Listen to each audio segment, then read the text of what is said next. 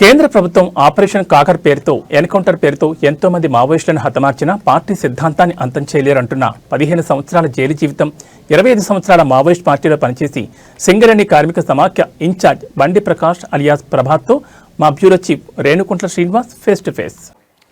తెలంగాణలో 1980 దశకంలో చాలా తెలంగాణ ప్రాంతాల గ్రామాల్లో కూడా భూస్వాముల వేధింపులు, ఎట్టి చాకిరీలు, అదేవిధంగా దౌర్జన్యాలకు వ్యతిరేకంగా చాలామంది యువకులు అడివాట పట్టిండ్రు.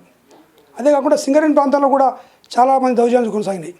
దీనికి సంబంధించి సింగరేణి కార్మికుగా పనిచేస్తూ ఆ దౌర్జన్యాలను వ్యతిరేకించి అడవిపాట పట్టిన అన్న బండి ప్రకాష్ ఆలియాస్ ప్రభాత్ ప్రస్తుతానికి ఆయన మనతో ఉన్నారు. అన్న, మీరు ఏ పరిస్థితుల్లో అడవిపాట పట్టిండ్రు, దాని గల కారణాలు ఏమిటి? ఇప్పుడు నేను మొట్టమొదటి ఏంటంటే నేను సింగరేణి కార్మిక పుత్రుణ్ణి, తెలంగాణ బుద్ధు బిడ్డని, ఆ తర్వాతనే భారతీయుణ్ణి. మా నాన్నగారు సింగరేణి కార్మికుడు. ఈ సింగరేణిలో అప్పుడు మా నాన్నగారు పనిచేసినప్పుడు మిషన్ మైనింగ్ ఆపరేటింగ్ అనేది ఉండేది, అందులో పనిచేసేవాడు. అది రద్దు అయిన తర్వాత అదే సింగరేణిలో హాల డ్రైవర్గా, ఫ్యాన్ డ్రైవర్గా పనిచేస్తూ ఉండేవాడు.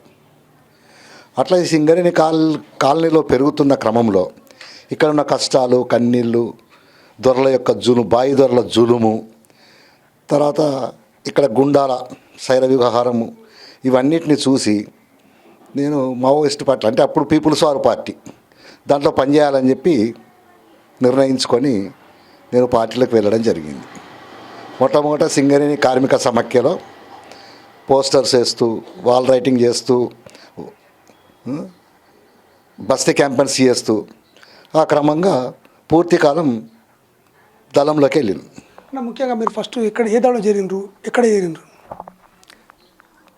నేను మొట్టమొదటి దళంలో చేరింది సిర్పూర్ దళము. మా కమాండర్ పుల్లూరు ప్రసాదరావు అప్పుడు శంకరన్న పేరుతో పనిచేస్తూ ఉండే. అతని ఆధ్వర్యంలో నేను దళంలో దళ సభ్యుడిగా పనిచేసేవాడిని. ఇదే కాకుండా మీరు 15 సంవత్సరాలు జైలు జీవితం అనుభవించారు తెలుసు. అసలు ఎందుకు జైలుకి వెళ్ళారు, ఆ పరిస్థితులు ఏం జరిగారు? సింగరేణిలో అప్పుడు ఇక్కడ సింగరేణి కార్మిక సమాఖ్య అనేది ఒక ప్రజా సంఘము, విప్లవ సంస్థ. అది పార్టీ కాదు, పీపుల్స్ వార్ పార్టీకి అనుబంధ సంస్థ. అందులో పనిచేస్తున్న క్రమంలో ఏంటంటే ఇక్కడ సిపిఐ నాయకుడు విటి అబ్రహం ఉండేది. అప్పుడు పార్టీ అతని మీద యాక్షన్ చేసింది. ఆ కేసులో నన్ను ఇరికించి జైలుకు పంపడం జరిగింది. కానీ ఆ కేసుకు నాకు ఎలాంటి సంబంధం లేదు. ముఖ్యంగా మీరు జైలు నుండి మీతో పాటు ఒక రాష్ట్ర కమిటీ నాయకుడు పారిపోయిన పరిస్థితి అసలు ఎట్లా జరిగింది, ఎట్లా వారు పోయినారు, ఏం జరిగింది అన్నారు?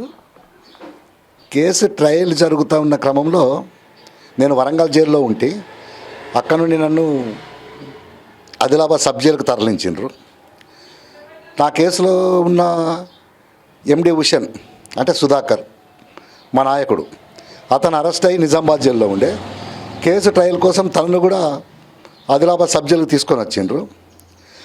అదే టైంలో తపాలపూర్ పీతాంబరావు కేసు కూడా ట్రయల్ నడుస్తూ ఉంటే మా రాష్ట్ర కమిటీ కార్యదర్శి అమరుడు కామ్రేడ్ శ్యామన్న అంటే నల్లా ఆదిరెడ్డి ముసిరాబాద్ జైల్లో ఉంటే తన్ను కూడా తీసుకొచ్చి సబ్ జైల్లో పెట్టడం జరిగింది.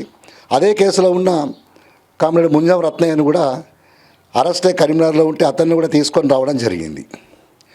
ఆ కేసు ట్రయల్ నడుస్తున్న క్రమంలో అందరికీ శిక్ష పడితే మేము బయటికి రాగలుగుతాము, చిన్న వయసు నాది, నాకు పెద్ద సమస్య ఏం లేదు. కానీ ఒక పార్టీ రాష్ట్ర కార్యదర్శి జైల్లో ఉండడం అది సరైనది కాదు అని చెప్పి ఆలోచించుకొని వెంటనే అక్కడి నుంచి అవకాశం దొరికితే పారిపోవాలని చెప్పి కామ్రేడ్ శ్యామన్న ప్లాన్ చేసిండు. ఆ ప్లాన్ ప్రకారం మేము తప్పించుకొని వెళ్ళిపోవడం జరిగింది. తర్వాత ఏదైతే మీరు అక్కడ నుండి హైదరాబాద్లో అరెస్ట్ చేయడం జరిగింది, అసలు అరెస్ట్ ఎట్లా జరిగిందన్న, మిమ్మల్ని ఎందుకు అరెస్ట్ చేశారు? ఆ తర్వాత నేను హైదరాబాద్కి వెళ్ళిన, అక్కడ మళ్ళీ పార్టీ కాంటాక్ట్ కోసం ప్రయత్నం చేస్తున్న క్రమంలో నాకు కాంటాక్ట్ దొరికింది. శ్యామన్నే ఉత్తరం రాసి పంపించిండు.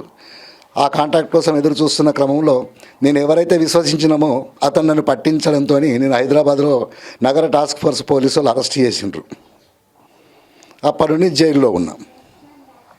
ఎప్పుడైతే మీరు జైలు జీవితం అనుభవించారు 15 సంవత్సరాలు నిర్బంధంగా జైల్లో ఉంచిన అనుభవించి బయటకు వచ్చిన తర్వాత మళ్ళీ పార్టీకి ఎలా పోవాలనుకున్నాను?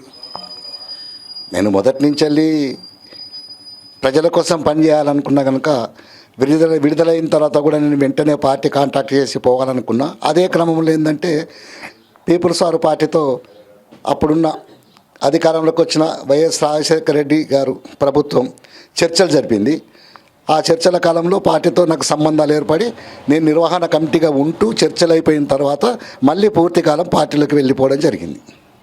ముఖ్యంగా చర్చల సమయంలో బయటకు వచ్చిన తర్వాత పార్టీలోకి వెళ్ళిన తర్వాత మీరే బాధ్యతలు నిర్వహించారు? పార్టీలోకి వెళ్ళిన తర్వాత వెంటనే నేను డీవీసీ మెంబర్గా ఆదిలాబాద్ జిల్లాలో మంగి ఏరియాలో ఉన్నా. అక్కడ ఉండి పనిచేస్తూ ఆ తర్వాత రాష్ట్ర కమిటీ సభ్యుడిగా ఉండి సింగరేణి ప్రాంతానికి ఇన్ఛార్జిగా నేనే వ్యవహరించడం జరిగింది.